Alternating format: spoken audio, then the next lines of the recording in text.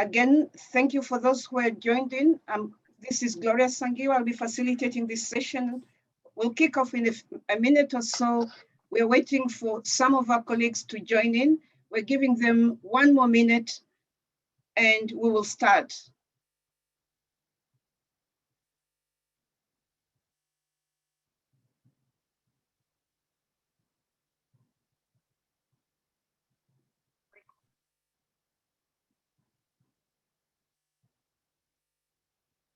In the interest of time and in respecting of everybody's time who is already here, we'd like to go ahead and start this session.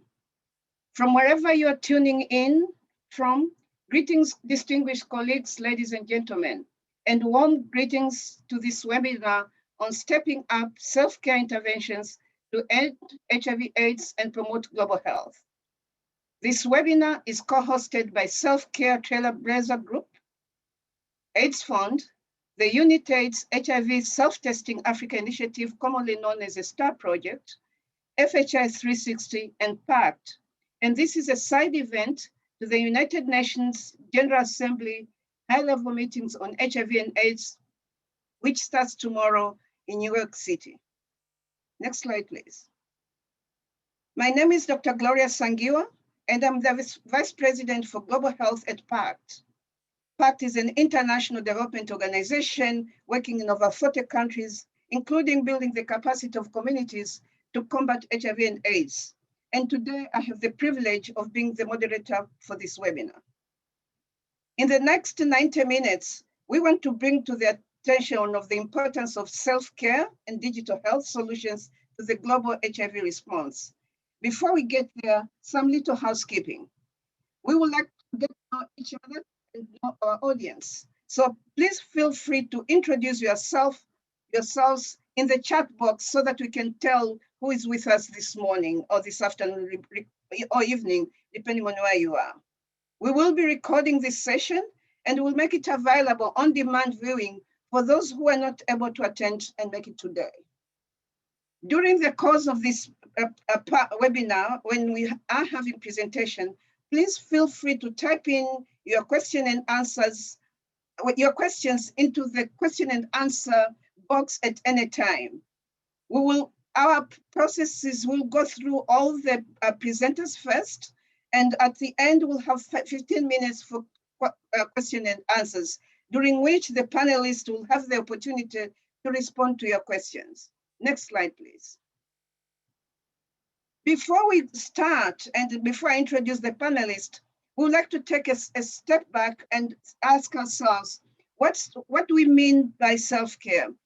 For the purpose of this webinar, we have adopted WHO's definition, which says self-care is the ability of individuals, families, and communities to promote health, prevent diseases, maintain health, and cope with illness and disability with or without support of a healthcare provider. The self-care and digital health can offer a pathway for new possibilities to empower people affected by HIV and AIDS and to manage their own health and well-being while optimizing services provided by health systems. Next slide, please. The Self-Care Trailblazer Group envisions a world where the practice of self-care leads to more inclusive, equitable, people-centered approach to optimize health and well-being across the globe. In 2019, World Health Organization released a global self-care guidelines that paved the ways to some countries to begin the process of adapting the self-care interventions to the local context by developing the self-care guidelines, designing packages of self-care interventions, and updating policies. The Self-Care Trailblazer Group is a global coalition of partners that's dedicated to advocating for and expanding for safe and effective practice of self-care. Today, we will hear from an exciting panel that represents governments, non-government organizations, academia, and testimonies from a healthcare provider and beneficiaries, in which self-care and digital health are seen as an important tool for client-centered HIV prevention, care, and treatment right now while we're still dealing with COVID pandemic, as well as we look forward towards the world post-COVID. Next slide, please. With that, please allow me to introduce the panelists for this webinar. The first one that will kick off this webinar will be Benjamin Evis-Lage, a technical advisor for online HIV services at FHI 360. That will be followed by Hasina Subedar, a senior technical advisor for National Department of Health in South Africa, where she will provide an implementing country approach to stepping up self-care intervention for HIV and AIDS. Jacob Buehler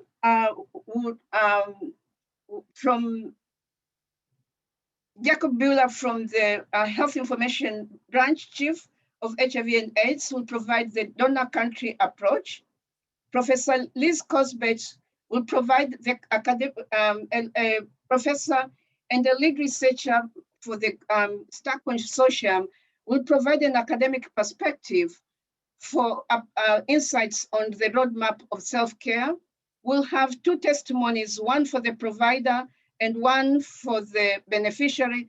And we'll also have Filippo Zimbile, a strategic advisor for, at AIDS Funds, who would provide, will share the step care model as well. With that one, and without wasting more time, please, Ben, can you take over from here?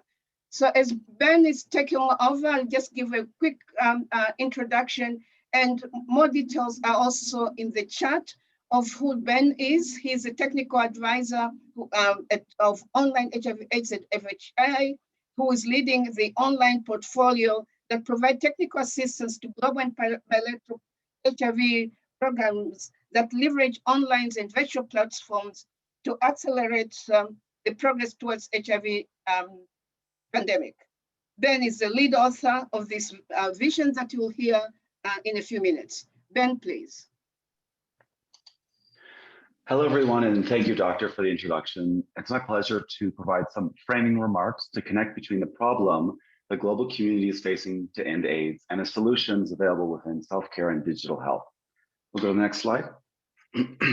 The draft political declaration for the UN high-level meeting on HIV and AIDS is under negotiation now, but in it we can find the problem that we face to reach epidemic control of HIV. The draft commitments mention reducing annual new infections to under 370,000 and annual AIDS-related deaths to under 250,000 by 2025. It also reestablishes its commitment to the 95-95-95 testing, treatment, and viral load targets. But the draft also makes clear that the disease burden is not equal. It recognizes that HIV disproportionately affects certain populations. Young people represent 16% of the global population, but 28% of new HIV infections. Key populations and their sexual partners account for 62% of new HIV infections globally.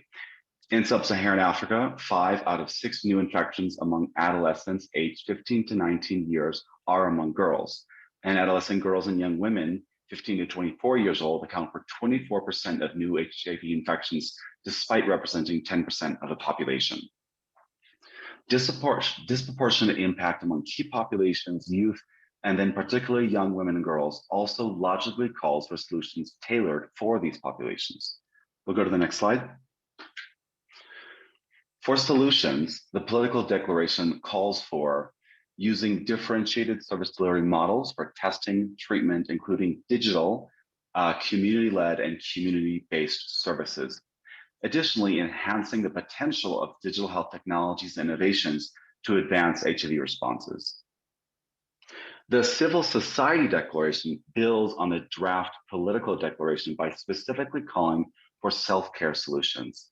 They ask for, quote, a people-centered, rights-based, and gender-responsive approach for marginalized people who avoid clinic-based HIV services because of stigma, criminalization, or other obstacles to access.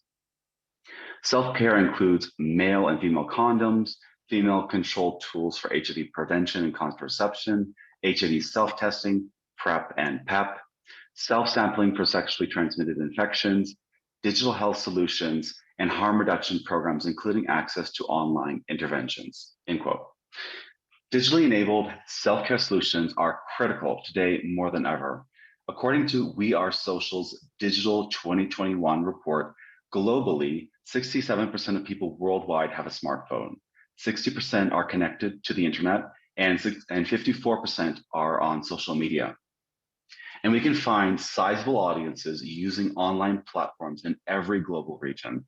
Countries in Africa experience some of the highest growth in the number of internet users in the past year, such as 17% in Western Africa from 2020 to 2021 during the COVID pandemic. We'll go to the next slide. So it's worth noting that self-care already exists and has long been a critical answer in the HIV response. But in the past, it has been approached in silos, and what's new is working across intervention areas to define a self-care approach. Prior to COVID-19, we at FHI 360 developed a framework for digitally enabled HIV services, which we called the Going Online approach. You can see the updated version here on this slide. This framework purposely charted new virtual pathways for clients to lead their own engagement in the HIV services cascade, while still offering multiple levels of individual support as needed. Below this framework, we embedded the WHO's framework for self-care, spanning from self-awareness, self-testing, through to self-management. So starting with the identified bar of the HIV services cascade, several approaches have been developed and used to support learning about online target audiences and planning online HIV outreach. Next, under the bar called REACH, are approaches that help generate awareness and demand for HIV services. They include two approaches which are a bit broader, called social profile outreach, which is online ads, and social influencer outreach, which is promotions with social media influencers. When people want to learn about sexual health and make decisions about accessing health services, they often do so through social media, Google searches, and from people they follow online. And this is particularly important for key populations and youth who may find it very stigmatizing to ask questions about their own sexual health to people face to face. Online ads and influencers can link clients directly into HIV services called self-reach, or they can direct clients to start a chat with program staff, such as online outreach workers, who can help clients understand their HIV risks and service needs, which we call social network outreach. There are other ways to bring clients in for HIV testing and other services, such as referrals from people living with HIV, known as index testing, or incentivized referrals among populations at risk for HIV. And these help link clients into HIV self-testing, plus a range of standard HIV testing technologies offered by government, community, and private providers. And for clients who test HIV positive and enroll on ART, or those who test HIV negative and enroll on PrEP, virtual case management and cohort tracking can support their adherence and retention in the HIV services cascade. This can include virtual consultations with a case manager or peer navigator, decentralized drug distribution, including home delivery, online partner notification for HIV testing, and automated client reminders, such as by SMS. For clients on ART, this also includes viral load tracking and referrals for viral load testing.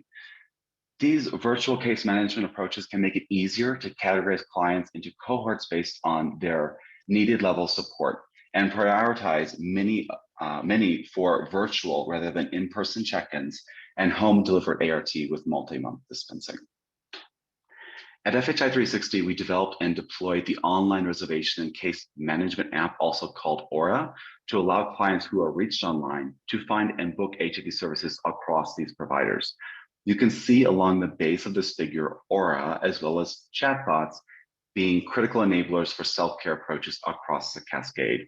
Today, Aura is used in 27 countries to allow clients to directly access HIV services, as well as individual support from community and health professionals as needed. What's important to note, and not specifically detailed in this figure, is that a self-care framework for HIV should necessarily include various levels of human and individualized support to clients. Clients themselves can use digital platforms to support their own self-awareness, while human support, also available through digital channels, can provide individual support to clients and should be made available across the cascade. This will be described in more detail by our panelists, including using the stepped care model from AIDS Funds. Next slide. Here, I want to just bring your attention to several key resources, including the Civil Society Declaration, a digital self-care framework from the Self-Care Trailblazer Group, FHI 360's resources for going online, and USAID's vision for action in digital health. Slides will be shared to all registrants to this webinar after the webinar, so you can click on any of the links on the slide to access these documents. So now I'll hand it over back to Dr. Gloria, who will open the panel. Thank you so much, Ben, for that amazing framing session. Now we'll take off. I'd like to introduce Filippo Zimbile, who is a strategic advisor at HealthFund. He works as the National E-Health Coordinator at the National Institute of Public Health and Sexual and Adolescent Health. And together with the Dutch Public Health Sexual Center, he developed and implemented the step care model for sexual health. One of the objectives of this step care model is to stimulate self-care and organize services in the most efficient way for professionals. He's currently supporting the development and application of this model in Kenya and South Africa. Filippo, over to you, please. Thank you very much, Gloria. Very honored to join this meeting. Thank you. Next slide, please. I will run and rush through these agenda points today because of the limited time we have. And I will talk about a brief history of the Dutch public sexual health care, why we chose a step care model approach to redesign our system. We'll have a look how the system works in the Netherlands and how it looks like. What is the added value of the step care model? And what did we do in South Africa? Together with the University of Wits in South Africa and the University of Maastricht in the Netherlands, we will write an academic publication about this story that will be available later this year. Next slide, please. So how was the Dutch public sexual health care service, how is it arranged? I see the dots are going into the sea, but we have about 24 clinics. Next, please. Covering the total of the Netherlands. It's about 150 clients a year we see in public sexual health care. And they are supported by NGOs who are operating as expertise centers. And you must think about national prevention campaigns, support of health professionals by developing protocols, but also developing educational packages for schools. So AIDS Nederland is a sub-brand of the AIDS Fund, and it's financed by the Dutch Ministry of Health and the National Institute for Public Health. Next, please. We had in the public sexual health some barriers. I think in many countries, there is a maximum annual budget for the sexual health clinics. That's the way it's in the Netherlands. It's regardless of the demand by clients for services.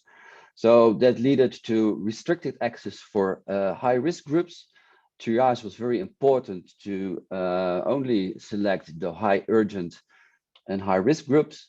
And as discussed earlier, for some target groups, due to stigma, clinical services are not always the best alternative, and it needed to extended waiting times for clients. Next, please. Luckily, we also had some opportunities, like more than 95% of the Dutch use on a daily basis internet. Next, please. And we saw in other medical fields some evidence that e-health, digital health, can strengthen the opportunities for self-care. And because in case of digital services, the physical distance between the health professional and the client is no longer an item, so it can increase the range and impact of professionals. Next, please. So there was a rapid development of digital sexual health technologies. Next, please. I'm sorry, I love flying objects, so I use them a bit too much in this presentation. I'm sorry about that. So this led in the Netherlands to a countless national and local online initiatives. They were short of breath, many pilots, then no time or investment in implementation and evaluation. And you could say there was a lack of vision and they all were uncoordinated, all those digital activities. Next, please. So we needed a framework, a frame of mind to stimulate and support national coordination and partnerships. And that's why, next, please. We are looking for a stepped care model. And why we did that? It was because we saw that in other fields, in mental health, the field of mental health, there was evidence that they reduced treatment cost without the loss of treatment efficacy and without the loss of client satisfaction. And that was very interesting. And if we were looking at what are the main principles of the step care model approach, next, please. You can say that it is all about tailoring services. So different people require different levels of care. And one of the principles is do not provide more care than necessary to be wise with the scarcity of your medical professionals. And what it also showed is moving from lower levels to higher levels of care. It could lower cost overall without losing the effectiveness of treatment. So how does it look like in the Netherlands? Next, please. We see here, and it's important, this is the stepped care model for the youth that's operating under one brand. It's called Sense. And on the left, you see the X of cost per contact. And the higher you are in the stepped care model, so the above in the model, the complexity of the help request is higher. And if you look at the left X, you see self-care, the level of self-care. High, with the face-to-face contact, the level of self-care requested is required is lower. And on the bottom of the model, with a digital independent service, the level of self-care is higher. What is very interesting for innovations is the middle area, the digital area where we are linking the professionals to the reach of the digital services and digital activities. In this area, it's very interesting, as we talked earlier about, you can increase the range of professionals and the impact by professionals by the reach of digital channels. Now we can go to this through the steps. The first one is the reach is unlimited in theory, and we are talking on step 1 about websites, and you can land there through social media campaigns, giving you access to general information. What is an STI? What is a condom? And then you're led to the second step. Next, please. All operating independent of support by professional. These are the self-assessment tools, the chatbots, the serious games, and the online training, giving you personal individual advice about your situation. Do I need to do a STI test? Is there a good alternative for my contraceptive? Next, please. Going up in the step care model, you have the information professionals. So digital contact by chat, by phone, by email, having no medical questions, but counseling questions or normalization questions. Is my body normal? I don't dare to go to the clinics. These kind of questions. Then moving on to the higher level of the step care model, the 4th level. These are the face-to-face consultations with the doctors or nurse. It's like STI testing, a new contraceptive. And on top, step 5, we see the face-to-face consultations by the doctor or the specialist, being the highest cost per contact and the most complexity of help request. Now, this step care model is not a static model. It is a dynamic model. So now, next, please. we are looking at, for instance, how does it work with online consultations in combination with e-testing, home testing packages, partly supported by professionals. Or, next please, special online trainings by the Sense Online Coach, giving limited support by chat by nurses while doing an online training. And of course, next, and you can push the button a few times, these are not individual steps, but they are linked to each other. And if it's relevant, you will find a referral for you to the level that suits your question.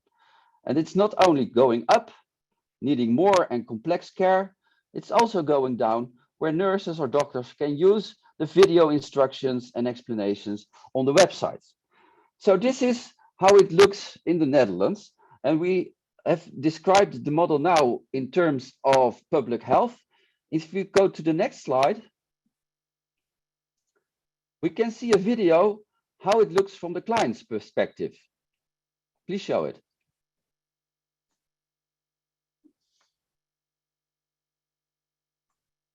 I hope there is some sound with it.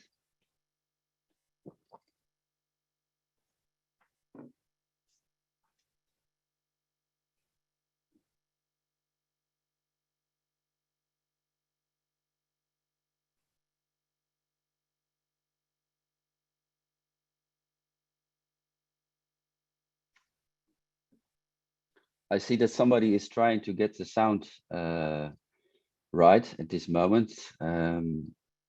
Maybe it's on the left where you have include video sound and the left corner below.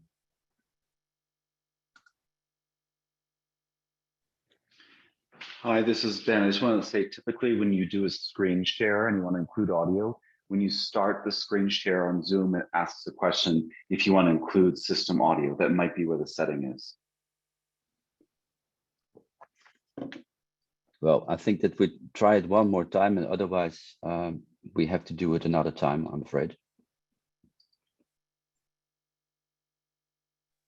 While I work on that, maybe you can continue, and then Yeah. I will go ahead and we can do that at the end of your presentation. Thank you very much. Next slide, please.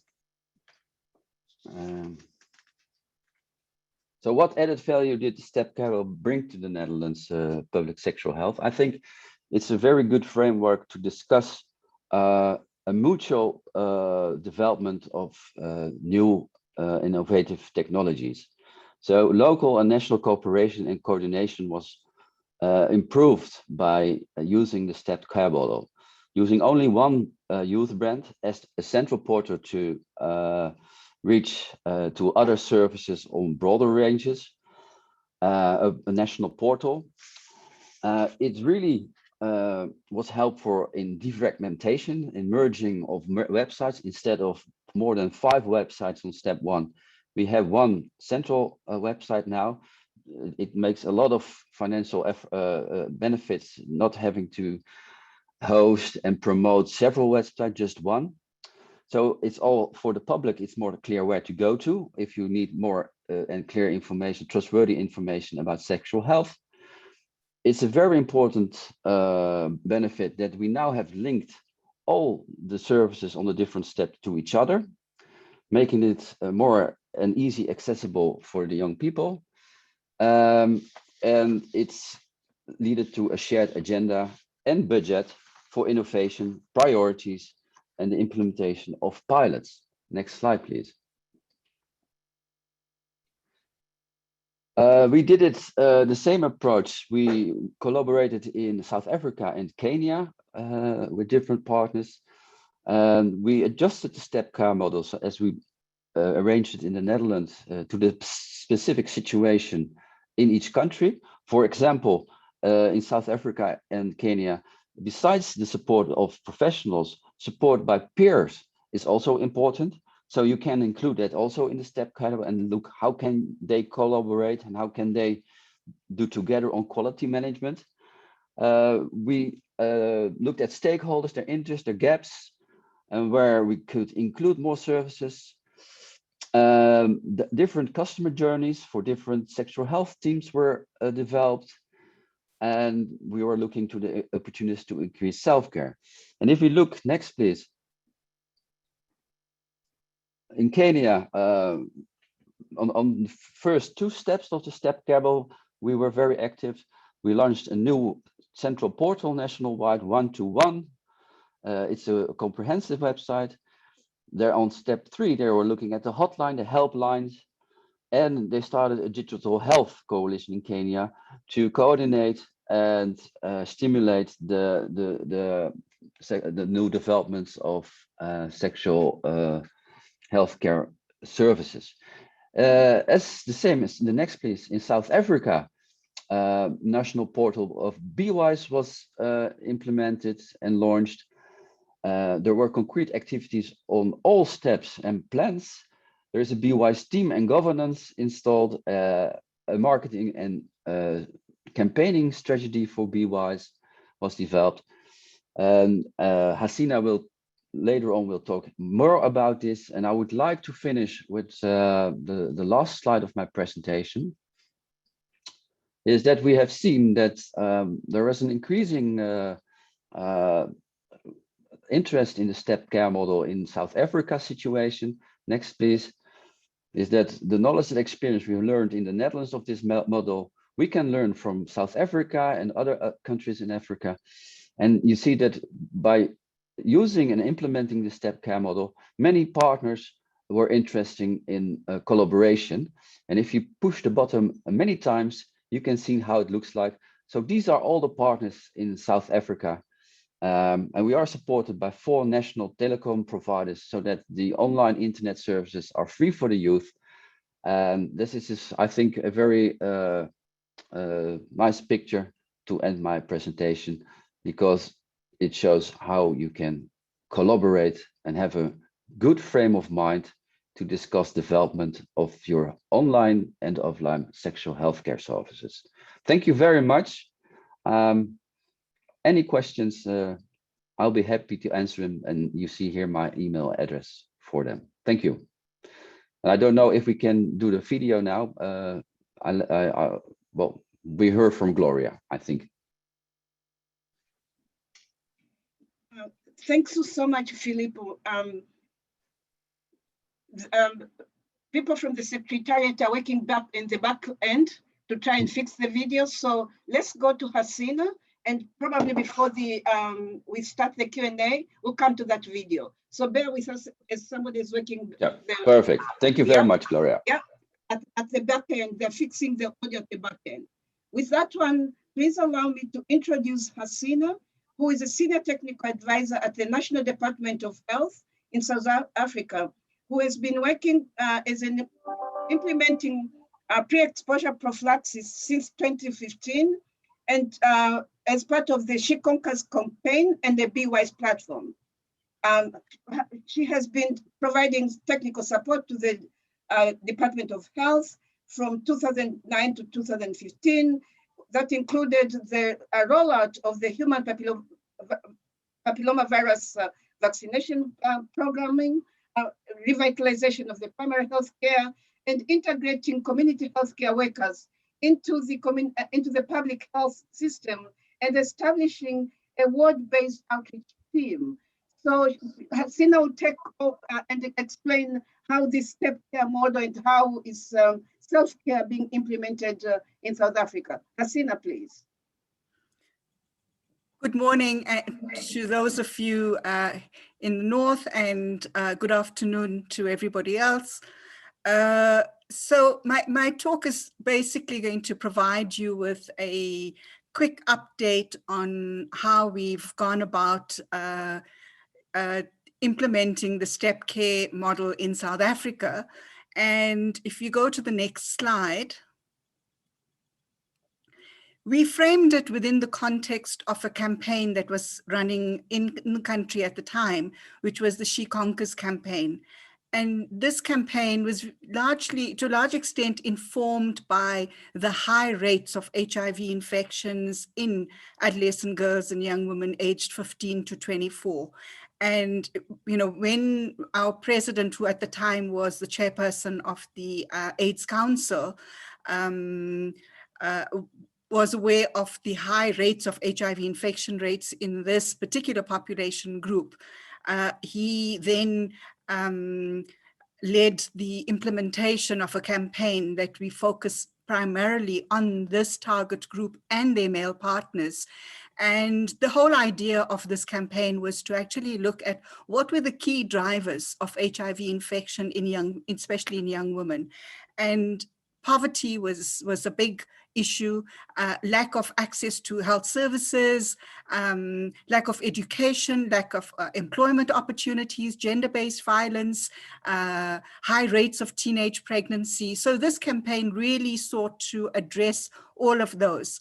And when we started engaging on looking at how do we strengthen the access to services and how do we make sure that we try and bring together all of our different partners. And at the time we had many donors that were implementing programs for young people, but everybody in their own silos, implementing their own programs. And the whole idea was to actually bring together everybody under one umbrella campaign and one umbrella package of interventions that we want to achieve. But most important is to make sure, how do we effectively reach young people and offer them services that work, where there's evidence that they actually are successful interventions with good outcomes. And so that was what the She Conquers campaign sought to achieve. When we started looking at implementing the Step Care model, of course, the She Conquers campaign became the logical home for the Step Care model, because one of the key aspects and the key goals of the She Conquers campaign is to coordinate all partners and programs and mechanisms, and also bring together all of the digital health technologies together so that we work together as a cohesive whole to promote and maintain health, prevent disease, cope with illness, with or without the support of healthcare providers. And this was our main aim, especially trying to reach young people. The other important goal for this particular campaign was to make sure that there was effective linkage to health services for young women and their male partners in communities, and especially where services were hard to reach. And as I indicated earlier, we were trying to manage the high HIV infection rates, the unintended pregnancies, keeping young people at school. Education was really important, especially if we wanted them to have better prospects in life, especially in terms of careers and job opportunities. Gender-based violence is a big challenge in this particular age group. And so the investment in a nation that is educated, empowered, and invested in their own health and wellness was really important. Next slide.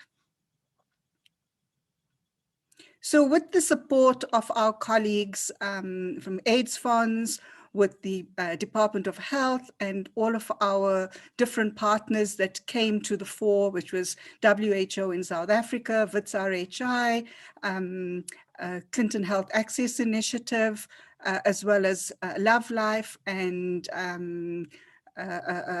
AVAC, we worked on an approach to support through using different tools and resources and linking people to services using the Step Care approach. And what we aim to do there is to make sure that we shared information, we created awareness and demand for services. We also looked at patient-facing self-assessment tools that people could use, social media and websites, and also linking to services and other clinical services. If you go to the next slide, how we aim to achieve this is that we looked at our existing tools and resources and looking at redesigning those. And so we had at the time a mobile application that was aiming to reach young people to achieve this. And most important was to actually look at how do we redesign this platform. And this was the BeWise platform, which was the Department of Health mobile platform, and to actually align it to meet the requirements of a step care model. And so together with our partners, we worked systematically to actually look at how do we make sure that every level of the step care model could be developed using this mobile technology and bringing in other areas. And as Filippo had mentioned, looking at the different levels of the step care model that we built on using this particular framework. So looking at general awareness, looking at lifestyle, relationships. And I think that was quite important is that, you know, while we looked at health, what was important to the young population was not just, at top of their minds was not just issues around their health, but around life and around relationships and getting a job and getting ahead in life. And so all of these aspects were included in the BeWise Mobi site at the time, but it was not geared towards and user-friendly for many of our young people. So all of those aspects were developed: the sexual reproductive health and rights, HIV prevention, care and treatment, mental health, gender-based violence, education and studies was really important, and work and employment, and making sure that all of these resources that were available were used to build resilience towards achieving effective self-care amongst our young people. We can go to the next slide. So fortunately for us, we had started working on this. It was in 2019 where we started working on this approach. And our aim was to actually look at having everything in place. And of course, when COVID hit us, we had to re-look at how do we fast track the launch of our step care model. And so by August 25th, all of our partners worked tirelessly to launch the BeWise website and parts of the step care model that was already available. And this is just an example of one of our partners, the World Health Organization in South Africa, that promoted the BeWise launch. And 30 of our partners used exactly the same package of promotional materials to launch the step care model in South Africa. We can go to the next slide.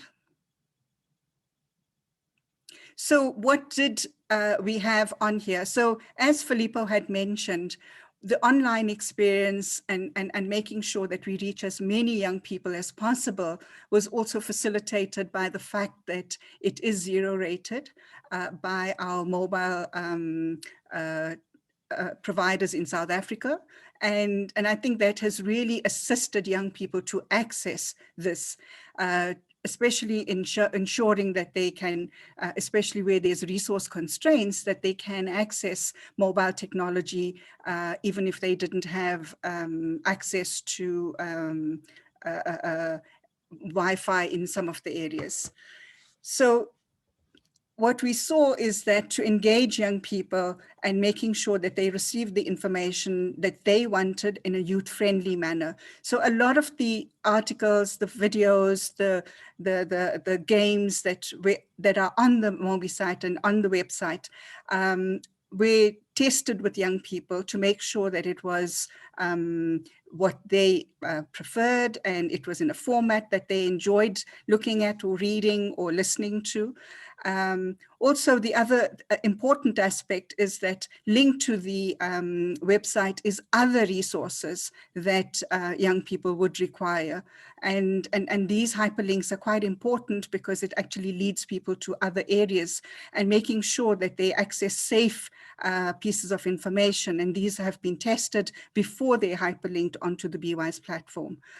We've also included toolkits looking at condom negotiation, HIV prevention, pre-exposure prophylaxis, family planning, and these are important tools to assist young people to use these tools to be able to decide whether they actually want a particular intervention. And once they have, to actually look at how they can access those services and where and what their options are. There is also a chatbot included, and Sister Unati is our chatbot who is, provides responses to the answers.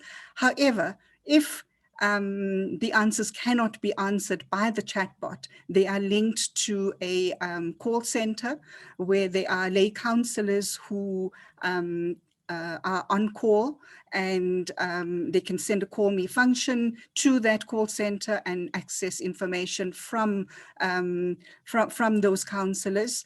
And where they are insufficient responses from the counselors, they can link them to experts. And then the next level, which is the linking to medical care and medical support through a service finder. And the BWise website has access to a service finder so people can find services that they need, not only healthcare services, but also educational and other social support services. So this is quite an important, if we look at all of these aspects that that we try to achieve with this, there are still areas that we need to develop further.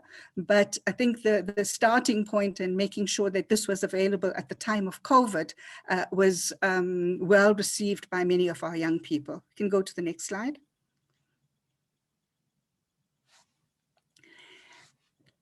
We need to acknowledge that this was not possible without the support of all of our partners. AIDS funds that played quite a key role in facilitating the support of all of the partners to achieve this. Our partners with RHI and Clinton Health Access Initiative, who really played a leading role in trying to make sure that all of the different components and the content was reviewed. AVAC, World Health Organization, and Love Life had, provided a supportive role in making sure that this was achieved. And I think what's important and what Filippo highlighted is that we have many more partners in the sideline who we are bringing on board, who will be hoping that will also add more value and more richness to this STEP Care platform. Thank you. Thank you so much, Hasina, for that exciting presentation, and really following it very well with where Filippo has started and bringing very concrete practical examples from South Africa. To our participants, if you have any questions, comments to Hasina, please put them on the Q&A, and we'll collect all these one and we'll address them later.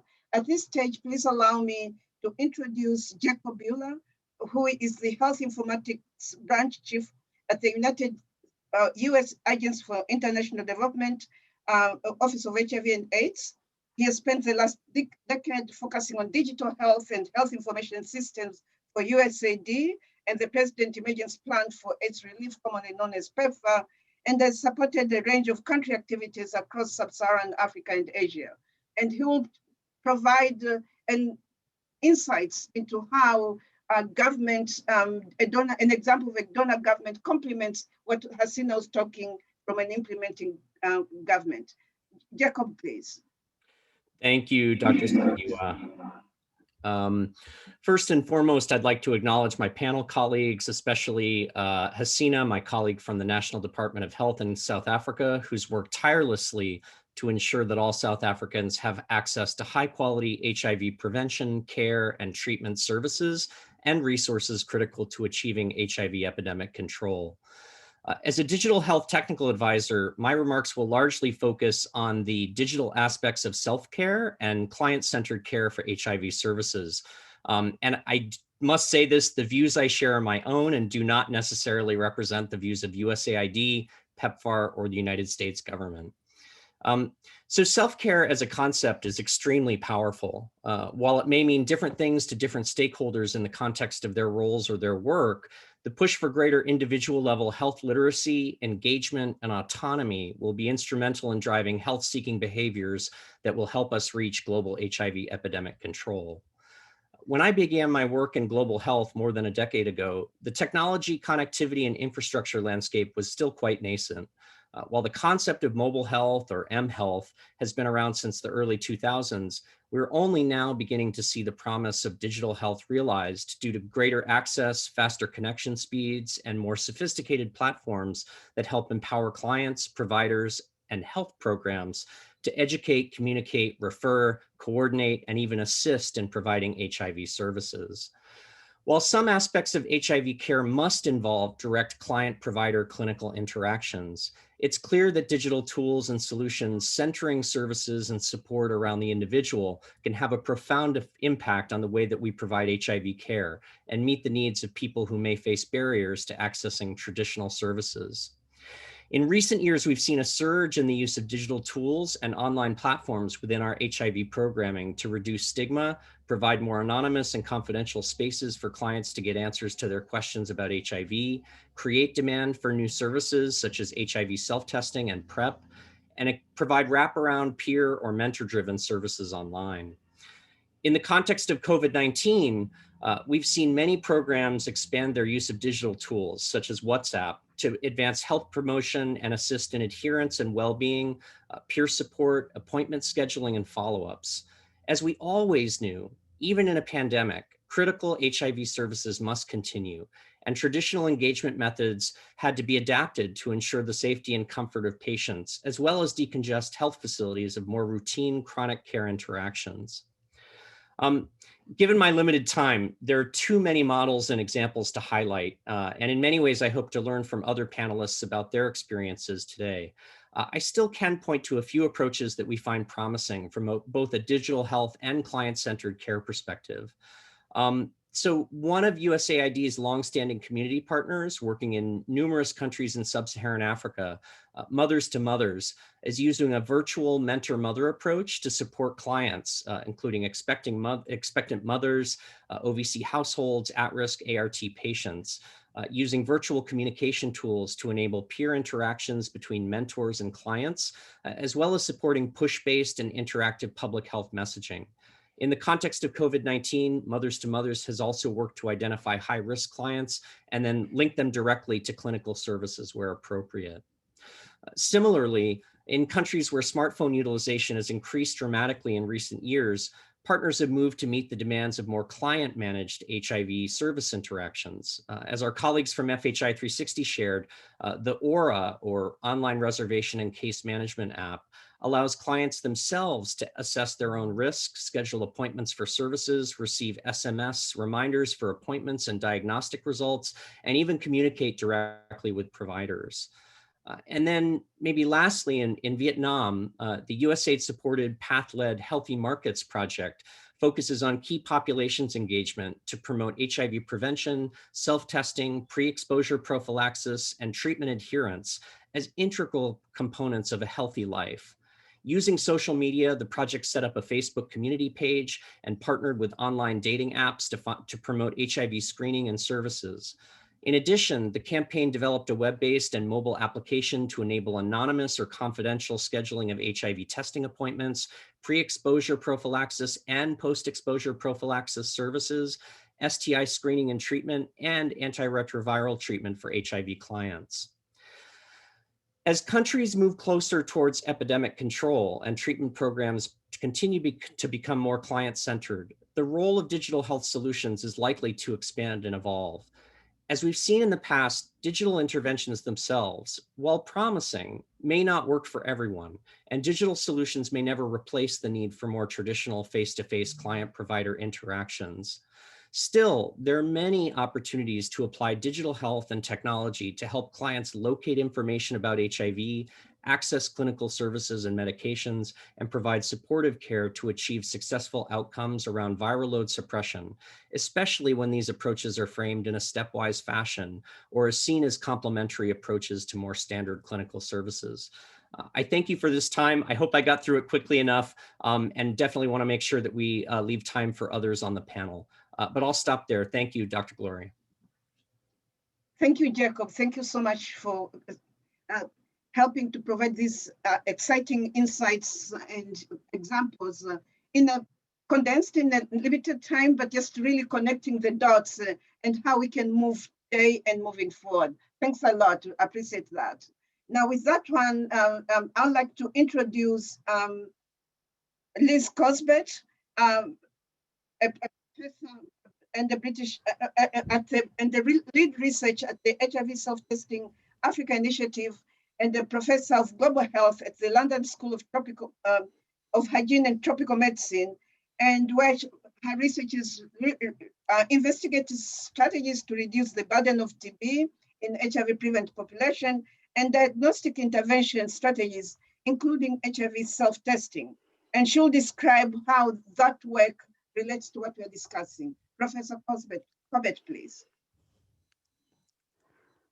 Thank you. Thank you so much.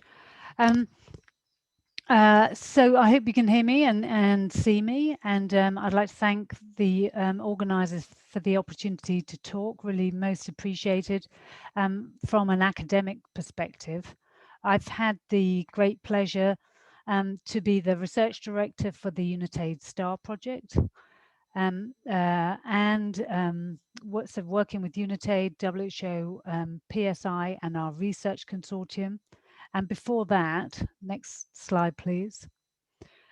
Before that, I was working from 2010 to 2014 in a Wellcome-funded research program in a single city in Malawi, where we delivered the first 27,000 kits under research protocol to residents in Blantyre. So really I've been steeped in HIV self-testing since 2010. This Wellcome research was very promising. It was the first time that HIV self-testing had been tried in a general population to any kind of scale at all. And it was really one of the first evaluations of self-care. And that promising research prompted a larger investment by UNITAID in the STAR implementation, which ran from 2015 to 2021. Now, during that time, when we first started in 2015, there was very small volumes of HIV self-tests being delivered. Only 3 countries had policy that allowed self-testing, and another 3 were actually implementing. That was globally. Whereas by 2020, we had 88 countries either implementing self-test or with a policy that allows self-testing. So incredibly rapid progress, and both the funders, that's Wellcome and UNITAID, and certainly the British government look on this as a really extraordinary success of research to policy to practice translation. So how do we do that? Next slide, please. I was asked to talk about frameworks, and this was our framework that we submitted with that first UNITAID application in 2014. And this was really drawn from my experience working in TB diagnostics, which are much more difficult. They perform much less well than HIV diagnostics. And what we see is need to really split up the policy needs into these different stages, so formative, early scale up and optimizing models, really aiming to provide multi-country support for WHO normative guidance formation. And at the same time, there was a logjam on the market side with manufacturers uncertain whether they would ever be able to introduce test kits at large scale to general populations at that time. And also uncertain about the process. There was really no process, even within the WHO pre-qualification for registering and having approval for diagnostics, and that meant no prospect of kits being purchased on donor funders. So we really had to work on both of those aspects, the normative guidelines, data requirements, and the needs for WHO pre-qualification. And I think it was that focus that allowed us to move as quickly as we did. We started in 3 different countries in Southern Africa, and move forward with decentralized research, which again, I think was absolutely key. So a hold up in one country did not affect the progress in another. And we were able to provide harmonized but independent results from different countries for those normative guidance. And at the same time, working closely with country level researchers, implementers, and the technical working groups of countries, so that we were able to move rapidly on country level decisions and policy. So, and splitting up this work, it became pretty clear, certainly for HIV, maybe not so much for the other diagnostics, but for HIV, where it is a very sensitive topic, that simply having demonstrated this type of acceptability, so for these early questions, is there demand? Can people use it accurately? Is it safe and acceptable, which is so critical for HIV self-testing? Just because you've got the answer to that in, say, a general population of adults, doesn't necessarily mean that you can translate that back to adolescents or to key populations. So we often found ourselves having to go back in and do this early formative work, which tended to be funded by the more conventional research funders like the Wellcome Trust and NIH, rather than by the larger scale donors who wanted that reassurance before they were willing to invest. So in the early days, we really focused on general community, young people, and then pregnant women using a secondary distribution model, then facility distribution models, and then key populations. And also just to say, until we had the normative guidance supporting self-testing, and we had the sign off on the pre-qualification, everything had to be done under research protocol. So altogether, that was about 650,000 test kits in 3 different countries under a number of different models, all covered by research protocols.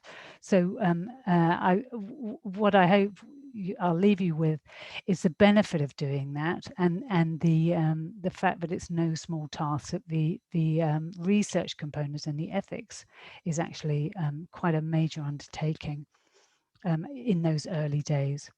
But I do think you need that kind of focus and that kind of funding to really take root and grow a healthy self-testing model. Next slide, please. So from there, we really went into a more granular way to look at the need for self-testing and the how you could prioritize your own population. So how knowing your epidemic and where your testing caps were, then allow you to focus on which distribution approaches are likely to meet those needs, and how you're going to measure both the benefits and harms, and also issues like linkage, which we mainly measured by measuring increased demand for HIV care services like ART. And finally, to link in with cross-sectional surveys so that you can be really sure about coverage and access and where your remaining gaps are. So I think that kind of harmonized approach will be critical to take us to 95, 95, 95. Next slide, please. Just one small data slide. Apologies, the figures have come out a little bit gray here, but this shows cost. So between $2 and $9, the cost per kit distributed, and that includes the cost of the kit, which is just over $2, which is $2, and the number of kits distributed by sites. So what you can see here is what is a typical curve showing economies of scale. We've got a number of these different curves for a number of different models. We had a very intensive health economics focus led by a specialist in diagnostic evaluations, Fern Terrace-Pressholt, and we had economists in each country. So one of our lasting impacts, I would say, would be a real contribution to capacity building. But but again, costs for diagnostics are really critical. It's not just about sort of saving money. I mean, the more granular you have this data, the better. And really what it allows you to do is to optimize your own impact evaluation. So where are you being effective and where are you being efficient? And to chase those two. Again, huge savings compared to the cost of the data collection, although it's not cheap. Next slide, please. So just to summarize for HIV, so how are we going to move this forward? WHO is moving towards hepatitis C self-testing guidelines later this year, using again research conducted with this type of approach, and COVID self-testing, of course, is really gathering a pace. I would say they're all linked by this common theme. So relatively small research investments greatly strengthen that evidence base and support evidence-based national and international decisions and guideline development. You can't extrapolate even from one population group to another, never mind one country to another. You can't extrapolate fully on accuracy, acceptability, costs and cost effectiveness. So ideally, some evaluation at regional level at least. We should definitely be supporting affordable, equitable access. And another feature that's come out of our work has been that reaching the most remote and the most and the poorest of the poor is more expensive than reaching the middle classes. But again, I think we should be focusing on that. Distribution strategies that promote rational use are critical. And should aim to maximize benefits and minimize harms. And ideally, we should be measuring benefits at both individual and community level, so which we were able to do, but that requires careful planning and coordination with implementers. Maintaining high accuracy and safety is critical to success, and again, can't be taken for granted. So some ongoing evaluation of that is beneficial. In the context of COVID, I think self-testing, again, it was already taking, it was already had real steam. But with COVID, we've seen that the real benefit of a way to provide HIV testing that can maintain services while decongesting facilities and without placing clients at risk and without the need for PPE. So a major increase in interest in self-testing just at a time when we were scaling up rapidly anyway. And I think COVID has really given, it's really shaken up much of our thinking and is a very important promoter of digital tools, self-care and self-testing. Just in terms of support options, again, I think we've seen a real mushrooming of digital support tools, including videos, video clips, social media and hotlines. Next slide. So just to quickly finish with references to website at London School. So that has our academic outputs and protocols, if anyone's interested in those, and the PSI project site at the PSI website as well. And to thank all the researchers and implementers, communities, ministries of health and the district health teams that have really contributed to this, as well as UNITAID, the star funders. Thank you.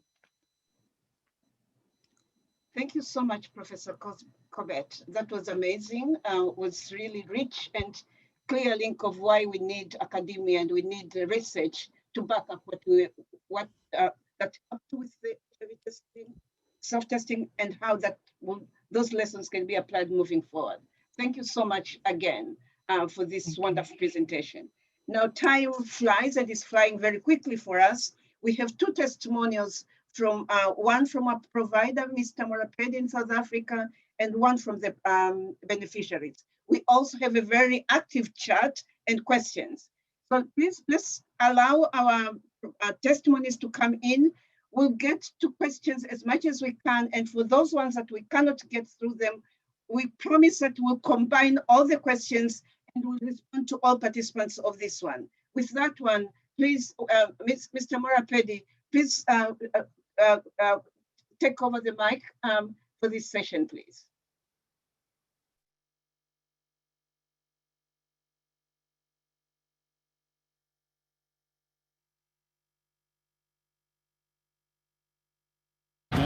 Okay, my name is Tumisa Morapedi. I'm the facility manager for Yeoville Clinic. And our experience with HIV-SS is that before we started using HIV-SS, we had the same people coming to test for HIV. And the majority of them were mainly negative. They just wanted to confirm their status every now and then. So with the introduction of HIV-SS, we were able to exclude the ones that don't need to come into the clinic and have an HIV test done by using the resources in the clinic. So that has come in very nice and handy for us. And with the people who test positive, if the one partner comes into the clinic and they test positive, we would give them a self-screening for them to take home so that the other partner can screen at home. And then once they've screened positively at home, then they can come to the clinic to confirm. So it has really yielded very positive results for us. We are testing the right people right now, those that needs to be coming into the clinic to get tested, versus us getting 1,000 negative people coming into the clinic on a daily basis. Our positive yield has went higher, and people are more comfortable having an HIV test, especially because they know they can do it at home. So they are more comfortable doing it at home and coming to confirm with us at the clinic. And it's very useful with pregnant women. When a woman comes in and she's pregnant and we test and she's test positive, most of them would say they are, because of the stigma or problems at home, they're afraid to disclose to their partner. So what we would do is we would give them two, to take one for herself and one for a partner, so that when they're sitting at home, they can both self-screen, and when they both test positive or whatever test that comes out, then they'll both come to the clinic for confirmation. And in a way, it's assisting us in disclosure to partners. So I think for us, it's come in handy, and it's something that can be used for many, many years from now onwards.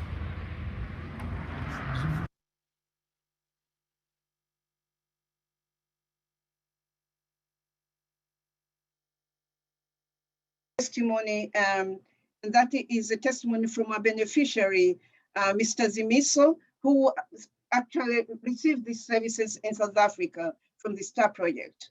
Our beneficiary is Mr. Zimiso, an Uber driver for the STAR project in South Africa. Let's go to Mr. Zimiso, please.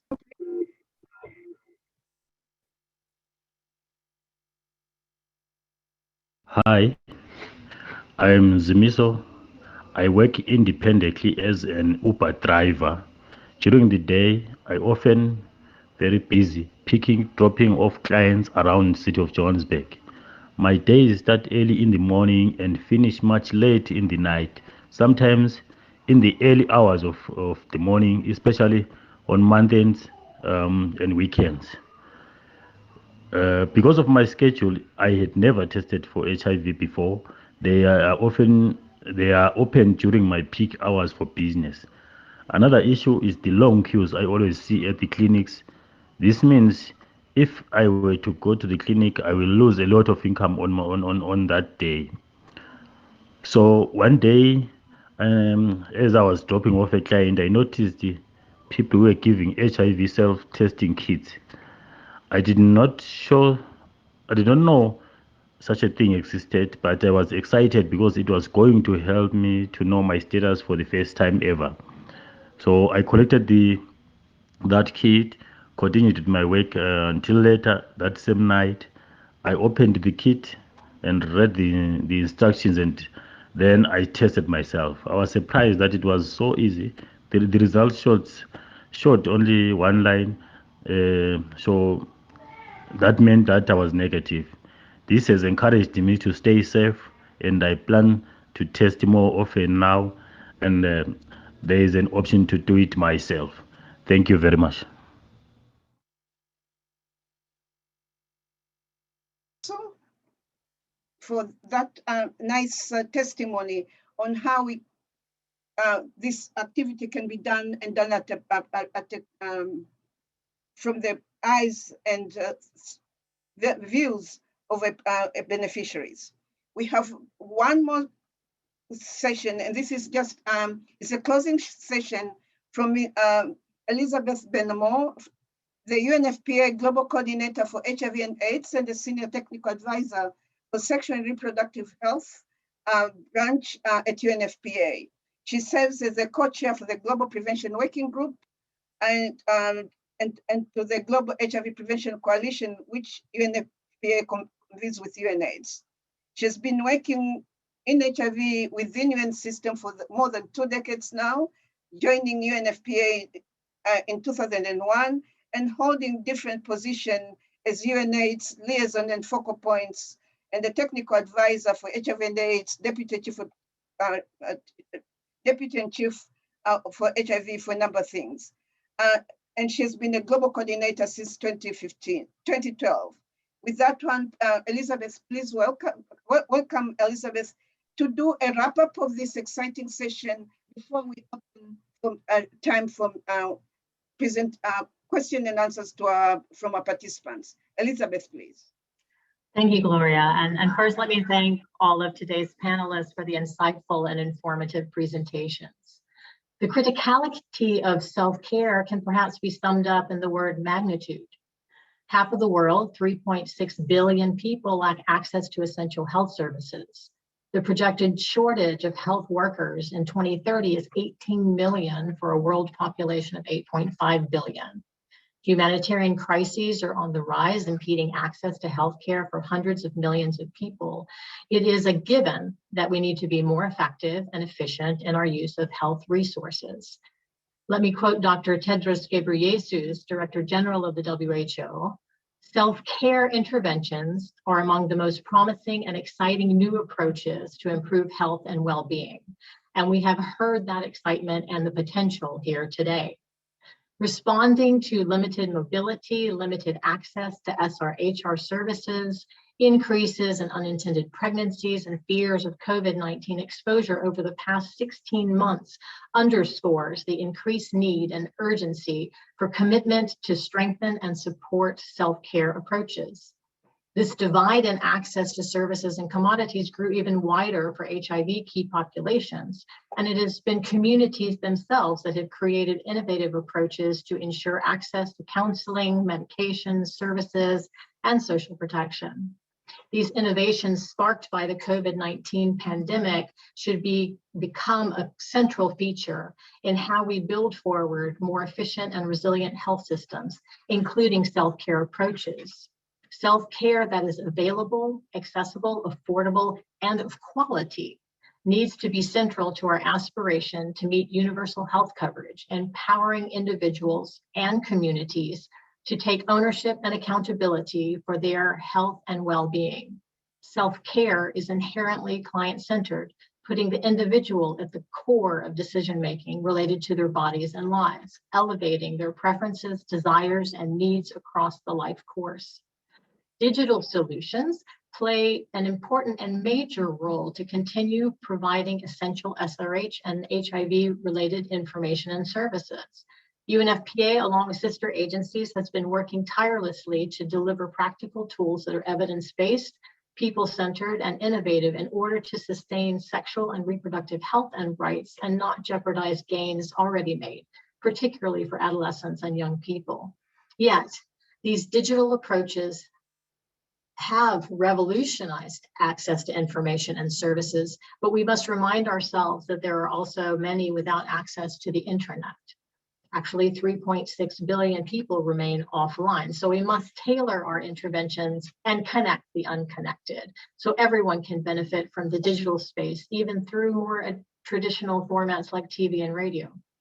Technology should be combined with other approaches, acknowledging the fluidity and diversity of pathways and touch points with various actors within the total health system and allied fields. The intensified and necessary transition towards self-care is not to be interpreted as the health system abandoning its role and responsibility, and we see that in the stepped care model. Self-care is part of the health system, and it needs to adjust to increase self-care opportunities by ensuring the capacity and competence are there for counseling and for preparedness to support and follow up when so required. The committed focus to self-care underscores the importance of empowering individuals, particularly women and girls and key populations, to make their own choices, and as a global community. It looks to better understand what these choices and preferences and needs are, what they mean for health systems and healthcare, and how we can best accommodate them through a diversity of client-centered approaches to be able to support and strengthen promising initiatives and continue to diversify the options for self-care available. If we work together, we can do just that to save lives and protect human rights. Thank you.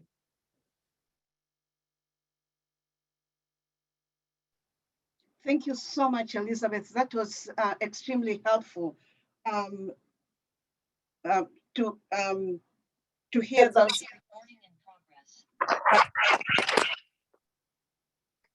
To have those.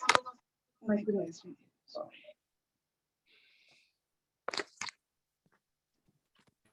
To have the ability to listen to that one. We have a couple of questions coming up, and we only have 8 minutes to go. And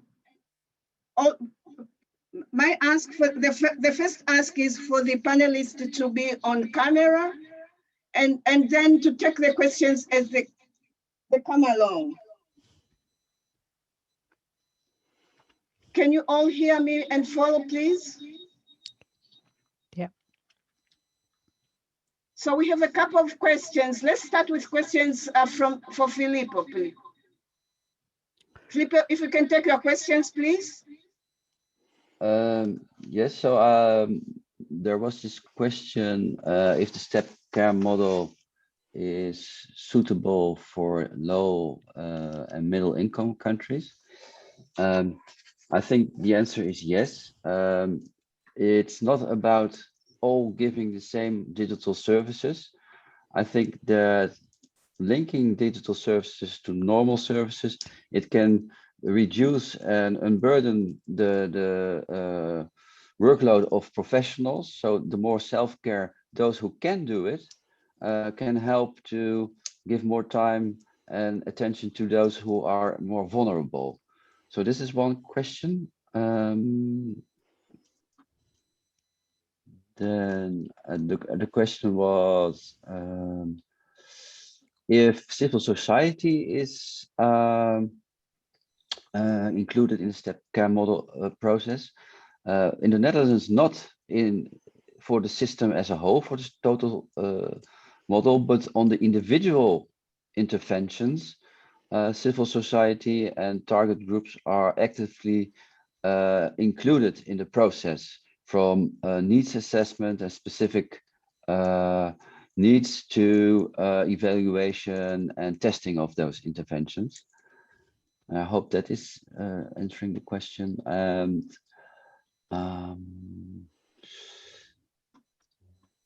look.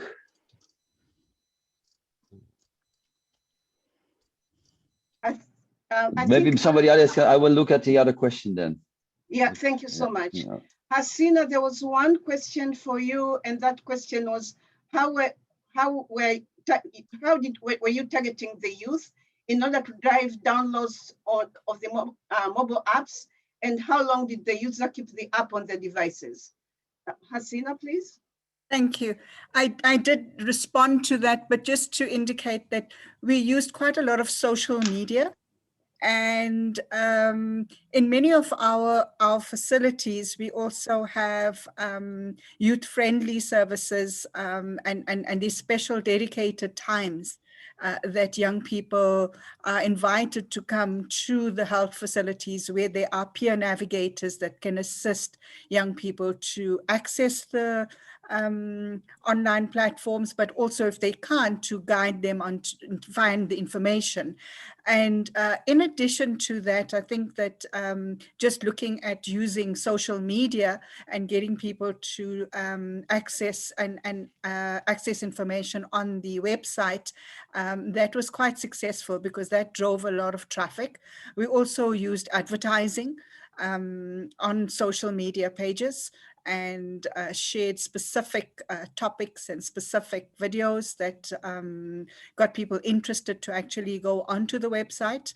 And then I think the layer of the peer educators and the online services, the call centers, play quite a critical role also in making sure that they direct people to the information they need if they find it difficult to find the necessary information.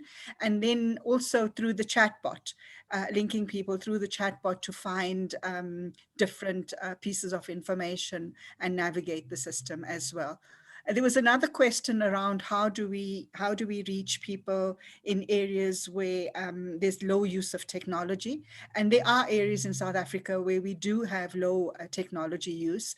There's been a lot of social mobilization campaigns there by our peers, by our local communities, by our civil society organizations, as well as our implementing partners working in those areas. And by using all of these different mechanisms, we hope to reach as many people as we possibly can. Thank you. Thank you so much, Hasina, for that. Because of time, we probably have only time for one question, and perhaps Jacob, if you can, I know you already answered in the chat, but maybe if you could summarize, there was a question that was directed to you. Jacob, please. In time permitting, we'll try and see. Yes, and I think this was a question about digital involvement and sort of the trusted nature of online platforms and the kind of messaging and sort of quality of sort of information provided. And I generally agree with the comment, which is that digital or online resources can be challenging to navigate. And I do think that, if you go on the internet, you can find lots of resources that are extremely of high quality or of low quality. And I think one of the ways that we really see mitigating this issue or concern about misinformation and kind of the unregulated nature of online content is really by ensuring that we have well-coordinated, well-promoted national campaigns, much like BeWise and others that push health promotion and step care services from a trusted source.